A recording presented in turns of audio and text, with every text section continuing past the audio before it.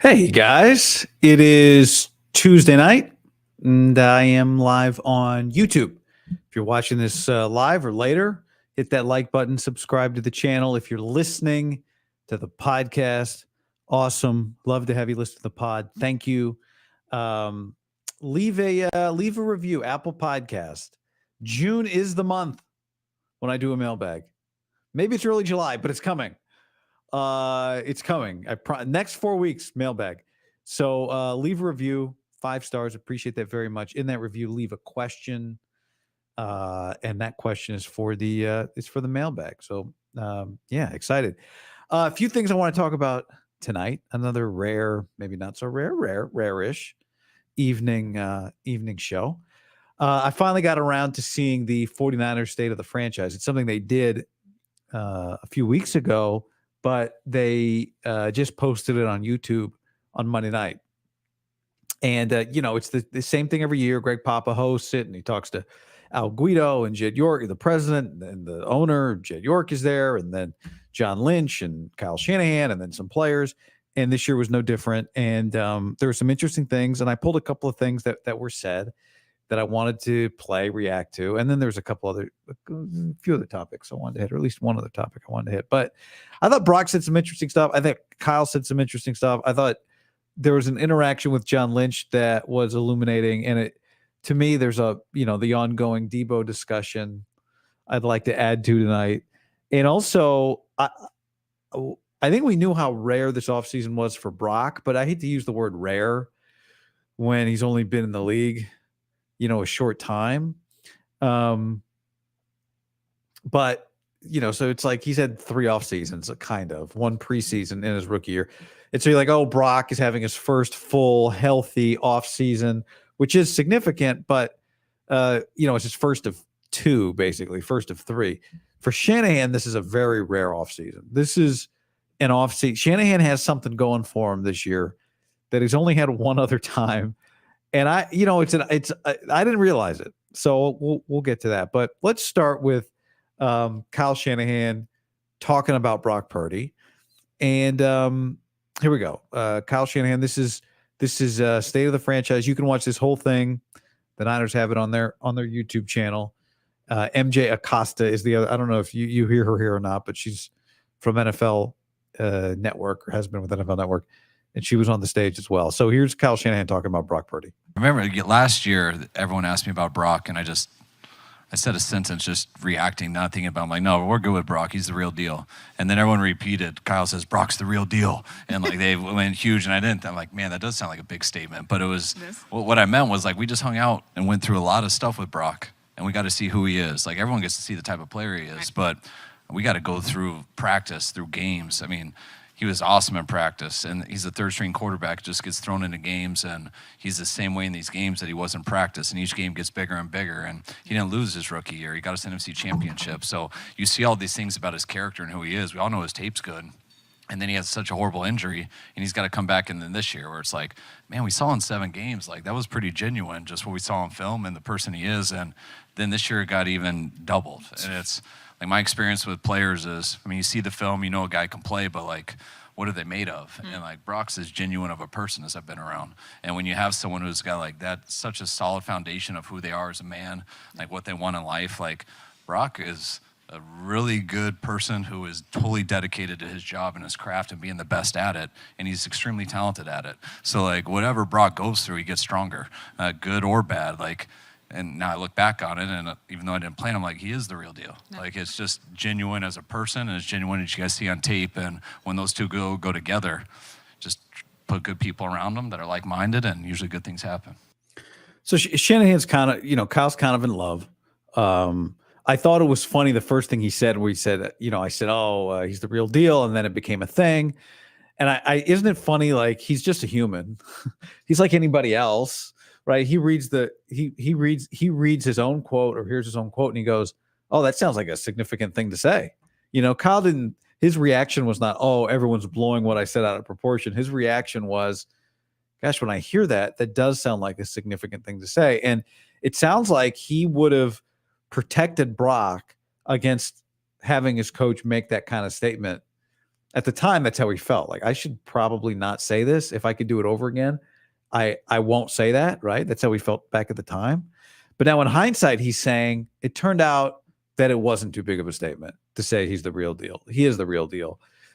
If you gave Kyle a mound of clay and said, build your perfect quarterback, of course, he would not build Brock physically, but he would build every other part of Brock as his perfect quarterback. And we know that Kyle has never quite played with a quarterback that is physically like the ideal, right? The Josh Allen, Patrick Mahomes, whatever. But all the other stuff that Kyle really values, right? Every coach values a quarterback with character, a quarterback you can trust, a quarterback with a brain, a quarterback that is tough, right?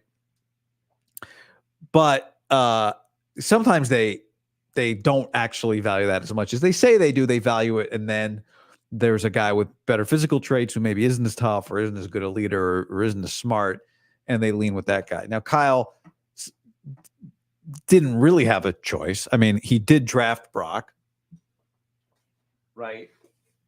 262nd. They did draft him, but he was just suddenly, this situation was foisted upon Kyle Shanahan when Trey and Jimmy got hurt.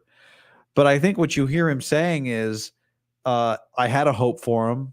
I thought that hope might be a little too much. And then he lived up to it and exceeded it. So I'll get to in a second kind of the situation that there's Kyle's in that's pretty unique. Kyle's had a lot of different quarterbacks he likes, quarterbacks he hates, quarterbacks he thinks he can make the most out of. And, like, I think like the RG3 thing in Kyle's history is always interesting because, I don't think Robert checked a lot of those boxes, at least in Kyle's mind. And I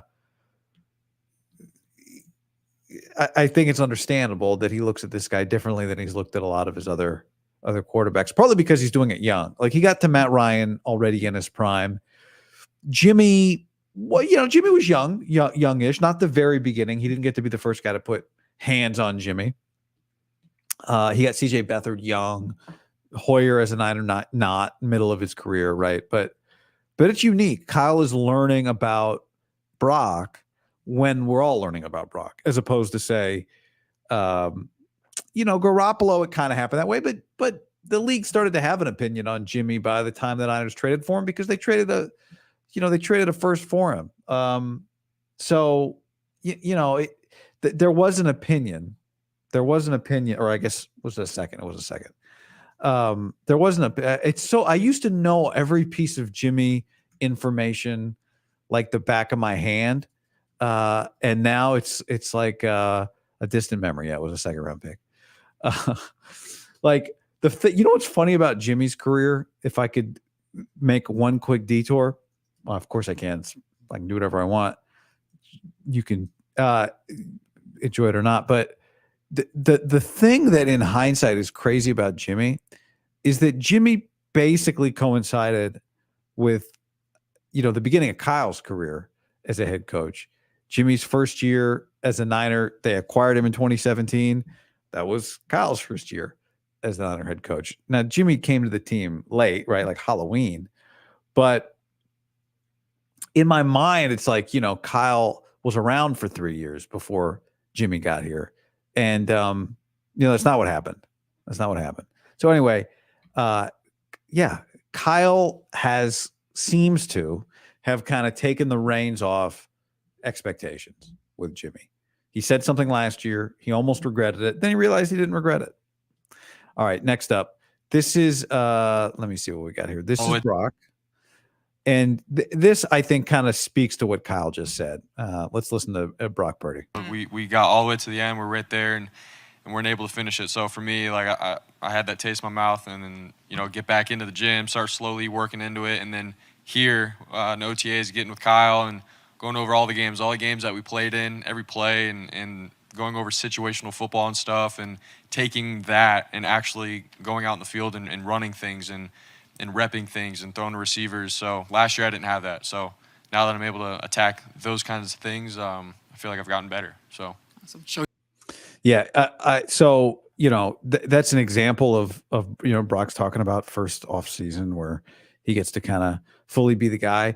But listen to this, and this is going to be something that if you're a Niner fan, once I say it, it'll click for you. But for me, I had to write down the list, and I went, wait a second, is this real? So this is only the second time in Shanahan's head coaching career, right? It's 2017. This is only the second time that he hasn't had his hands tied with his quarterback coming into a season in some way, either teaching him the offense, teaching him how to be a pro, the guy's coming off an injury, whatever it is, right? The only other time that Shanahan has had a starting quarterback coming off the year in which he finished the year as a starter and then has a full normal offseason with Kyle and then gets to start the next year as a starter was Jimmy Garoppolo in 2018. That was the only other time Kyle's had it. Here we go. 2017, first year as a coach, so you don't get that, obviously, right? He had Hoyer, he drafted Beathard, gets Jimmy later. 2018, this is the only other year Kyle's had a year like the one he's in the midst of having right now, okay? 2018, he gets the end of Jimmy, the end of the 17 season. Jimmy starts 5 games, whatever it was. Then he's the Niners quarterback the offseason. Kyle gets to treat him like the starter, work on the playbook, all that stuff. Then he opens the year as the starter. That's it. Then he tore his ACL 3 weeks. Now, the thing with Jimmy was because he tore his ACL so early, he was back by training camp the next year, but it was not a normal offseason, right? Jimmy has the ACL surgery. He's cleared to start throwing in January of 2019. But when the Niners hit minicamp of 2019, which is, the time of the year we just passed for them, when they hit minicamp, Jimmy was not yet cleared to participate in team drills. So like 11-on-11 situations, Jimmy was not there. I mean, he was there, but he was not participating. So he got cleared for that finally in training camp. All right. So that's not normal. They go to the Super Bowl. 2020's COVID, not normal. 21, they draft Trey Lance.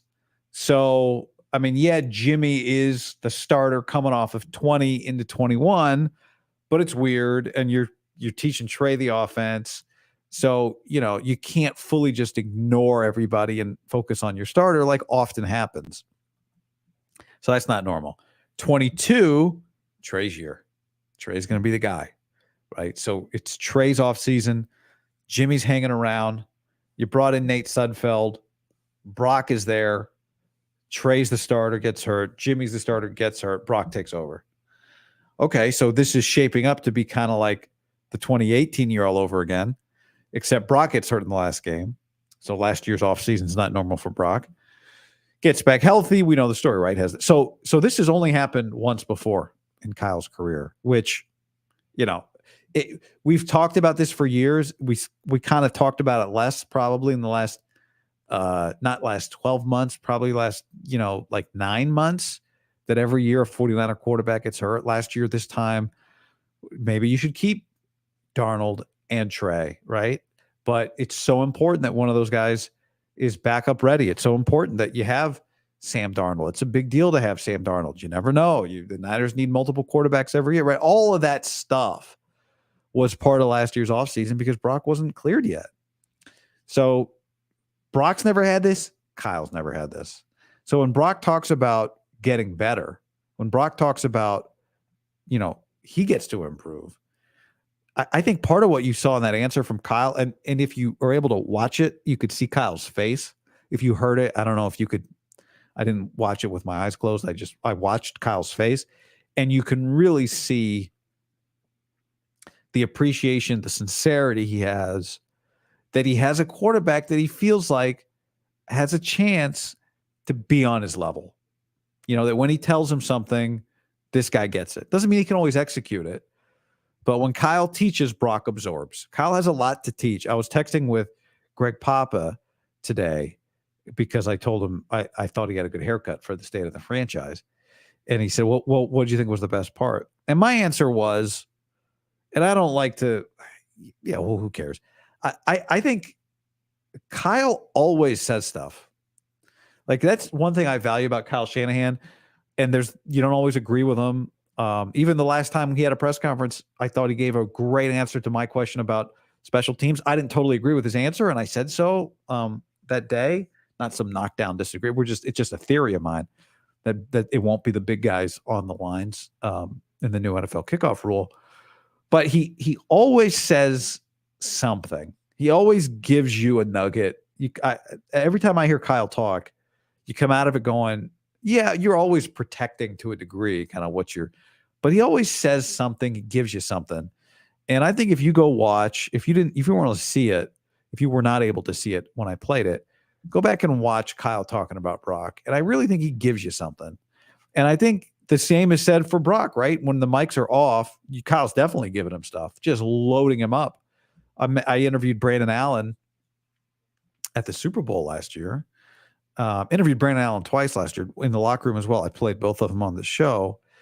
And, both times part of the conversation was how much of a workload Kyle Shanahan gives his quarterbacks, especially. That the week of the game is mentally more taxing than like game day. Game day, it's, you can't know everything. But the week of leading up to it, you really have to learn a lot. And Brandon Allen, that's the guy who played for Zach Taylor. He played for Sean McVay. So he knows big workloads. And so I think in Brock, Kyle sees a guy that he can load up, which is what it's all the coach wants to do is be able to move quickly, like really be able to move, get you up to speed, right? Here's Kyle, who's known football, has been coaching football his whole life. The faster he can get Brock Purdy to know as much about football as Kyle knows about football, the better off the team is, the faster they can communicate, the faster they can adjust, the quicker they can make adjustments at halftime. But even in game, Brock can know what Kyle wants without Kyle telling him. So it's such an incredible superpower to have a quarterback who thinks like your coach and who understands what your coach understands. And every time you got a quarterback or any player, really, it's a good dude. The coach loves to tell you, oh, he's a good dude. He's a smart guy. I love the man. And ultimately that's great. But for winning and losing football games, the player has to be able to measure up right with the man. And I think that's why in the context that Kyle brought it up, and he thinks this guy can do it. He really does. And it's pretty special. Okay. Next comment here. This is just to see the this is Brock talking about getting to spend time with a bunch of former 49ers quarterbacks at the Dwight Clark event a few weeks ago. Yeah, it was pretty sweet just to see the different eras of quarterbacks that night. Steve Young talking about the grit, coming to San Francisco, backing up Joe, but also, being ready to play and playing and having success while Joe's here. So going through all of that. But at the end of the day, how blue-collared it was back then, how gritty you had to be. Same with Jeff Garcia, undrafted guy, Canadian football, still trying to find his way, gets a shot and an opportunity behind Steve, and then flourished after that. And then Alex Smith's story is pretty sweet just because, these other guys sort of had to fight and claw and get an opportunity. Alex was drafted first overall and didn't have anybody to learn from or build, have someone build him up.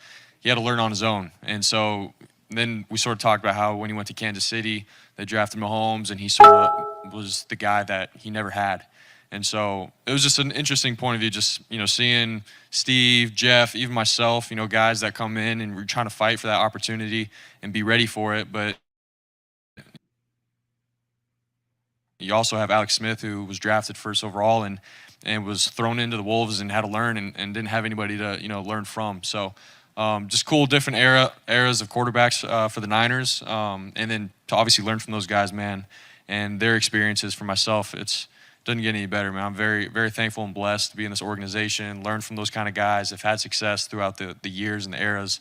And, for me to be able to learn like that, like at a panel, doesn't get any better than that. So I'm very thankful. So Awesome. I love that.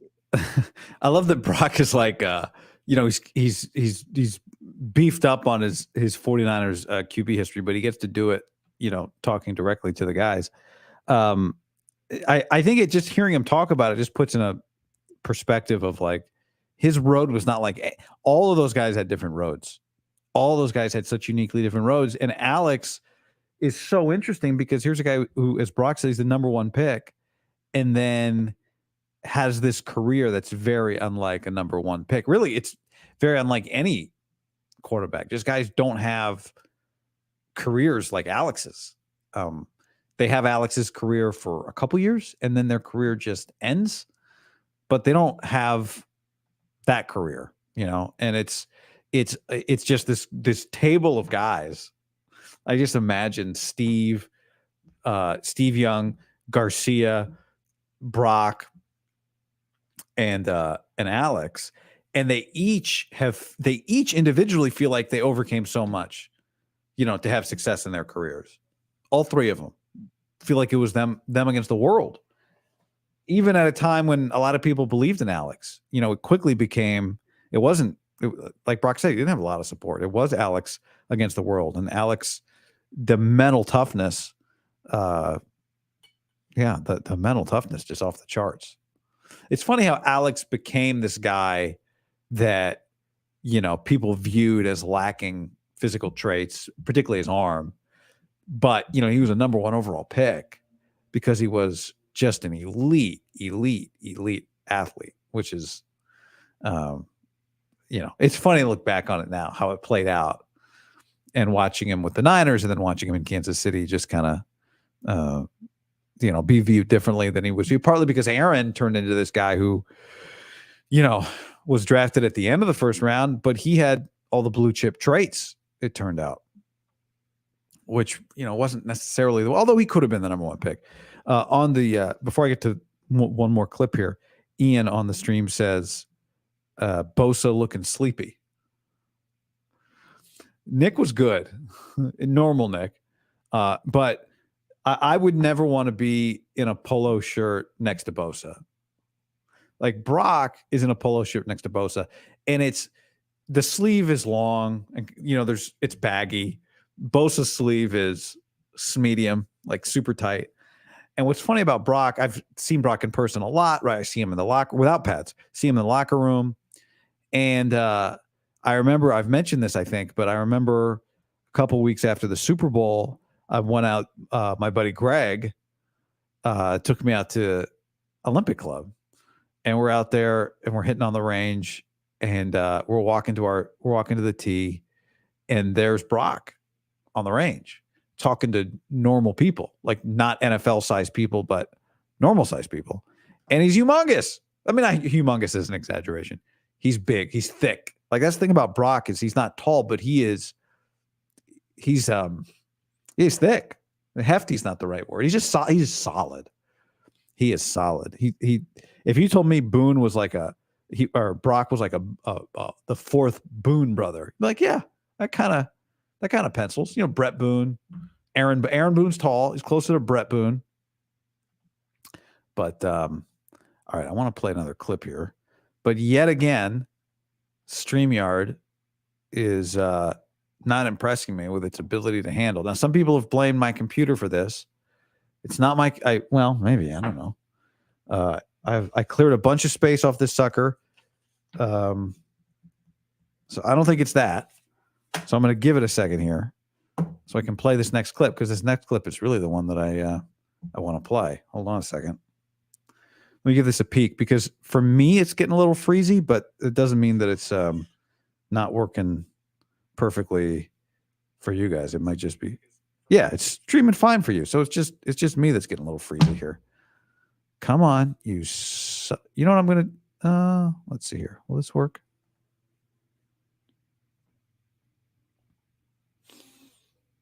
Yeah, nobody go anywhere. I'm going to bold move here. Bold move. Is this going to work?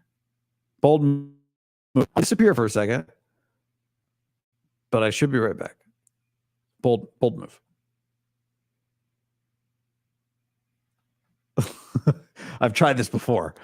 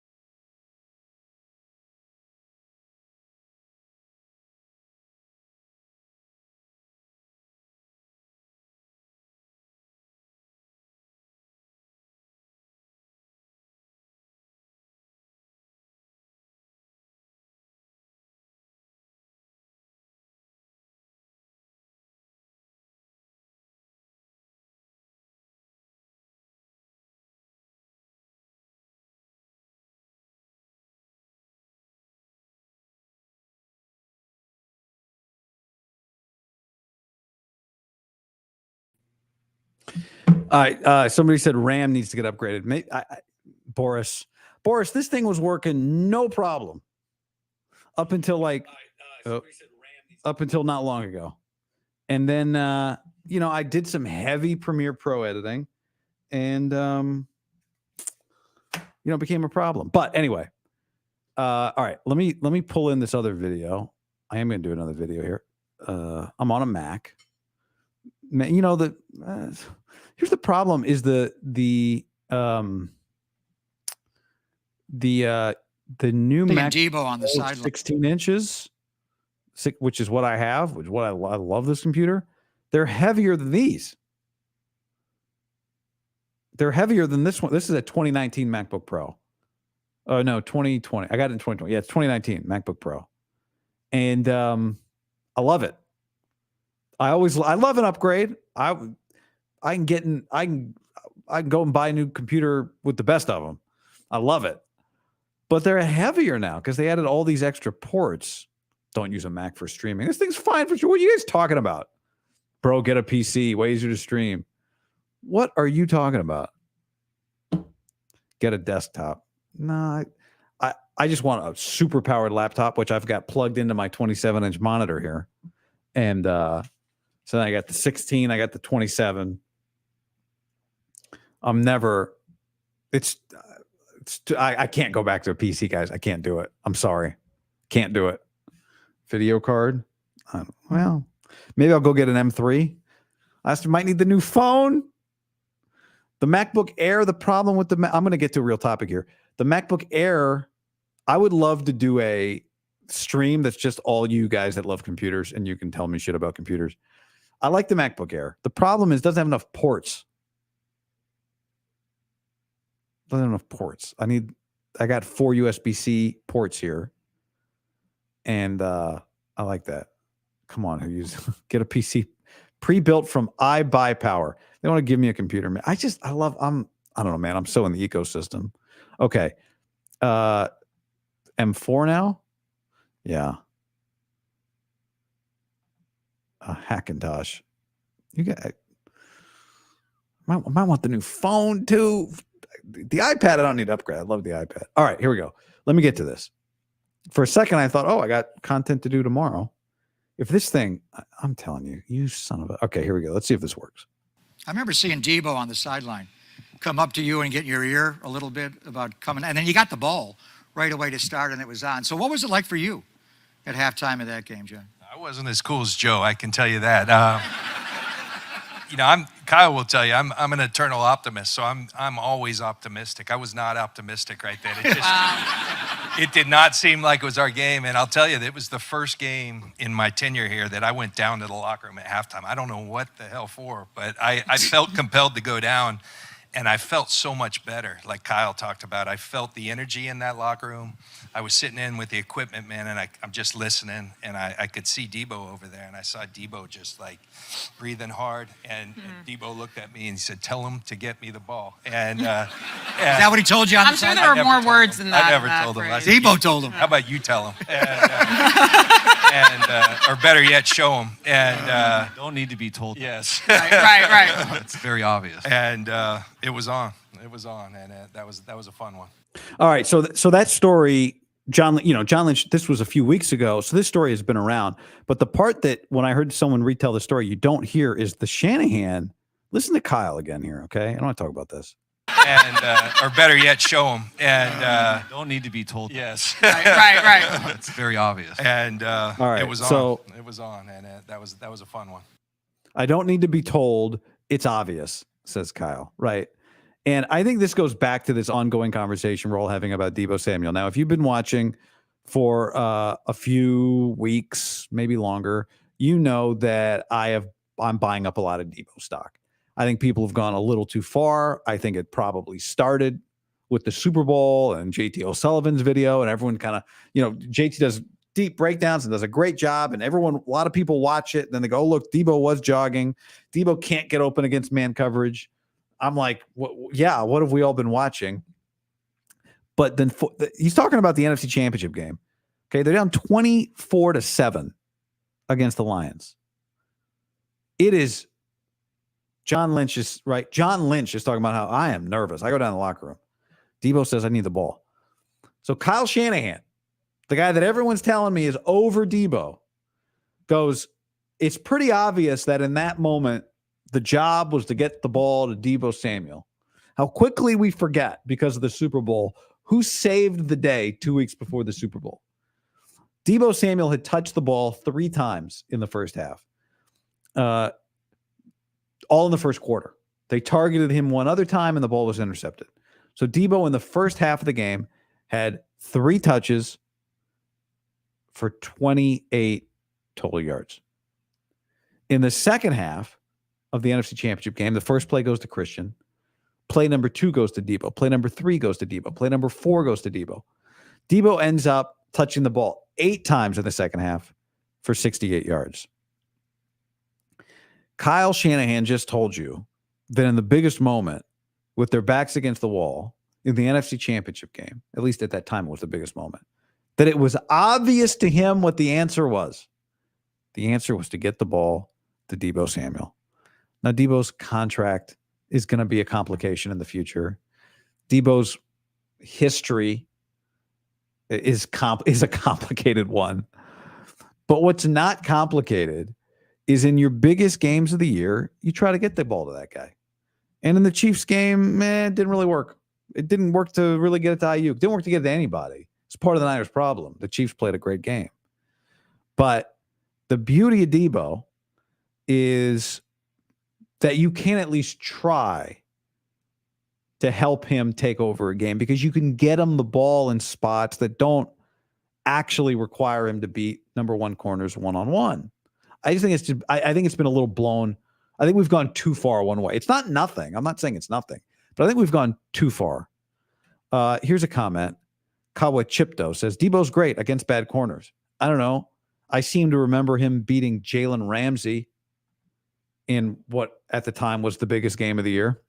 Sean Z says JT O'Sullivan's videos were highlights of his lack of effort all season long, well before the Super Bowl.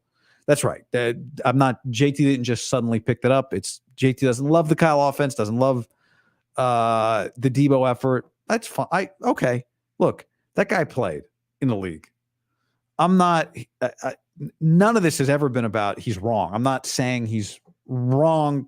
What he's pointing out is on the film. It's there. The film don't lie. I think the conclusions we're reaching based on that film are a little extreme. They're extreme based on I've watched this guy carry the team.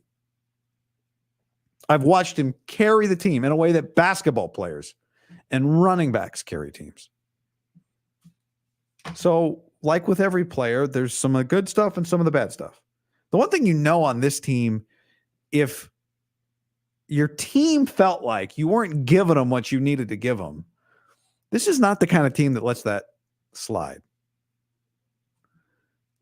So I just, this is a team with Hall of Famers.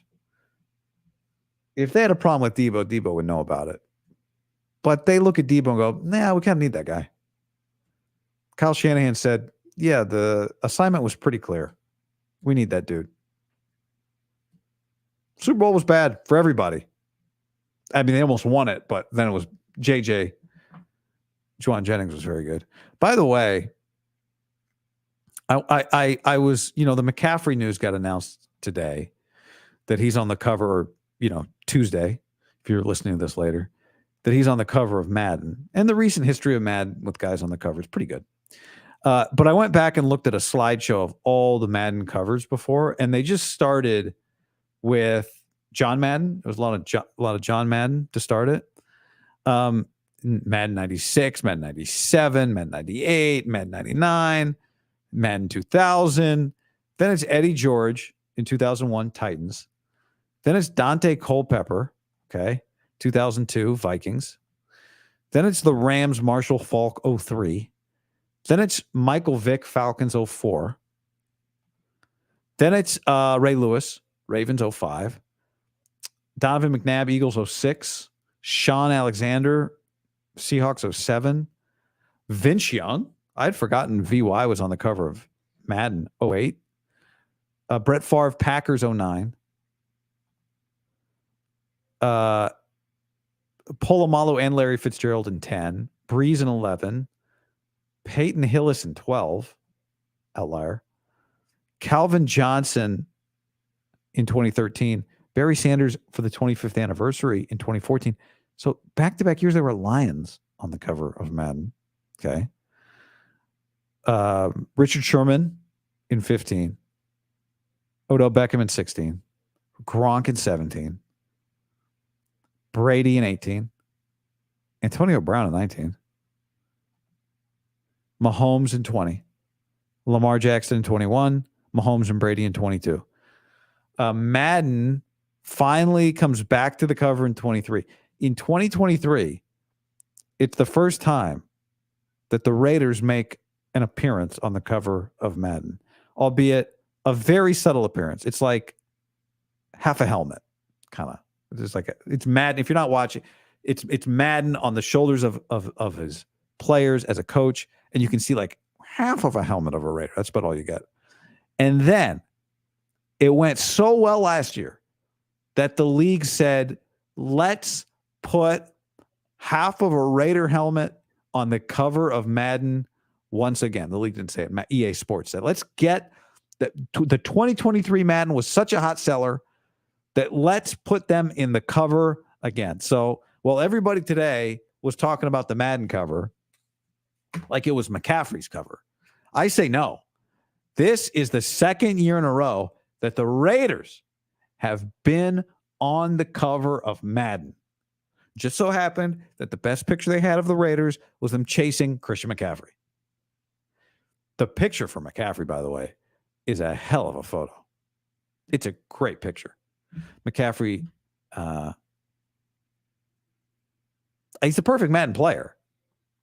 Did I miss you? Somebody said I missed you. I don't know. I was just going off the slideshow. Who'd I miss? 2024. Oh, yeah. Well, yeah. Who was 24? Who was the 2024 Madden cover? Oh, this is 24. Yeah, I don't know why. I don't get it. I don't know. We are in the 2024 season, although, Josh Allen was last year? Okay, great. Well, was he playing the Raiders in that photo? I guess I missed that. Sorry, Josh.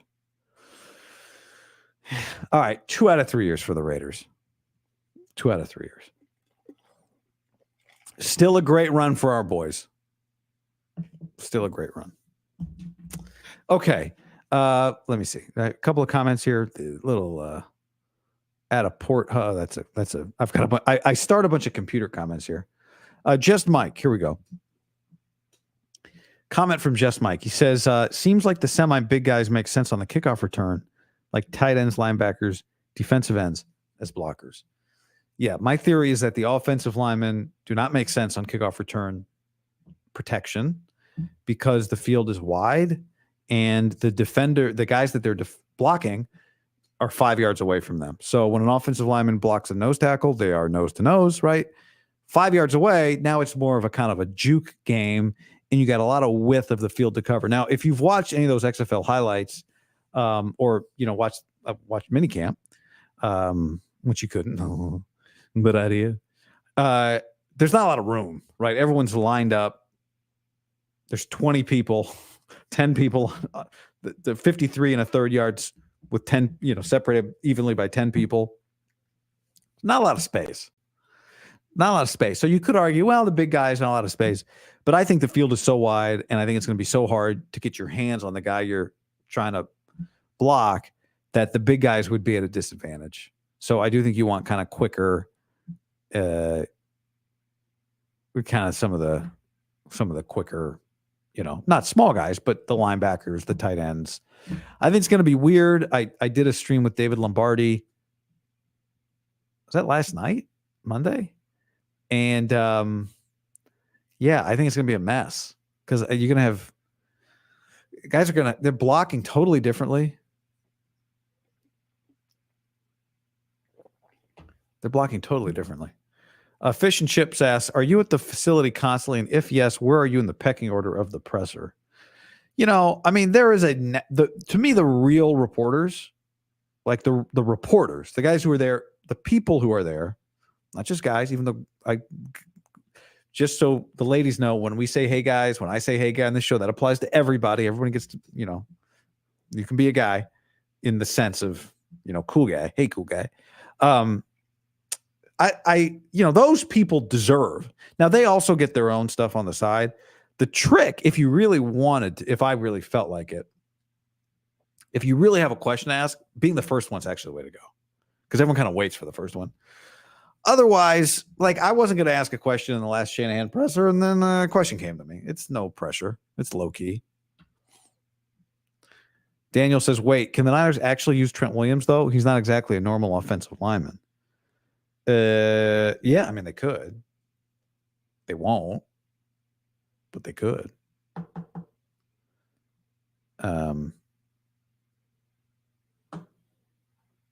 Somebody said Randy Moss is a Raider for Madden cover. Are you saying he should have been or that he was?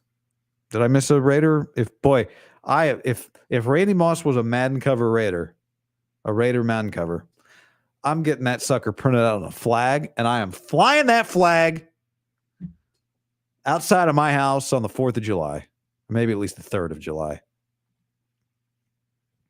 Randy Moss, a Raider. I heard he was telling that story. I think he told the story, or Bill Belichick told the story about when they said, "Hey, Randy, we were trying to trade for you, but you got to get here to the team facility. You got to get up to Gillette or whatever, and we got to get you a workout like today." And Randy's like, "I'll be there ASAP." Randy hopped on a plane, flew himself up there. Randy was so happy to become a Patriot and leave the Raiders behind. It's a very good story. The life sentence says, comment, Super Bowl would have been better if Kittle had gotten the ball. Yeah, I think that's one of the sneaky fun storylines of this year is more mouths to feed, not less. Kittle's coming off a 1,000-year season. I don't think he should get less targets, less touches. You want him to be healthy by the postseason, so I guess you could argue from that standpoint, reduce his workload. In terms of catching, because it does seem like the injuries come in the pass game for him. Although blocking beats you up too, so you could argue reduce his numbers a little bit. He's going to want a new contract. If he wants a new contract, then when he gets it, he'll be the highest paid tight end again for a period of time. It's not going to be based on his, those catch numbers are not going to measure up with Kelsey's. But you gotta find a way to keep him fresh, keep him on the field.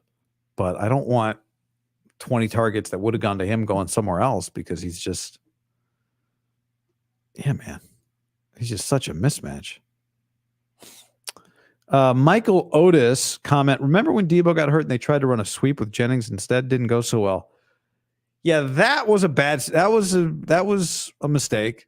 They had the wrong wristband. You would. I asked somebody about this. I'm like, you would think somebody would look around and go, "Well, we don't want to do this, right?" But it was the first series after halftime of the Super Bowl. It was the first play after halftime of the Super Bowl. Just inexcusable. I mean, there's no excuse. The first play of the second half of the Super Bowl should not be a busted play. But you're not going to use a timeout in that spot. So that was a mistake. that was one of the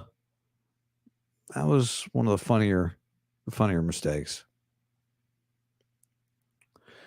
Tyler says, wasn't Garrison Hurst on European Madden? You're the second person to say that. I have no idea. But I don't know. Why would they do different? It makes sense. I guess they always do something like that. How long until Trent Williams' inevitable decline? I don't know. Will there be one? Maybe they win a Super Bowl. He retires, rides off into the sunset. Maybe they don't, and then they bring him back. I mean, I'm not sure. The decline is inevitable for every player. But, if he were a quarterback, and he's not, he plays a position that requires a different amount of physical demand. But if you're a quarterback, we wouldn't be talking about is he about to retire. In some ways, we talk about Trent like he's older. We talk about him like he's 39, not 36.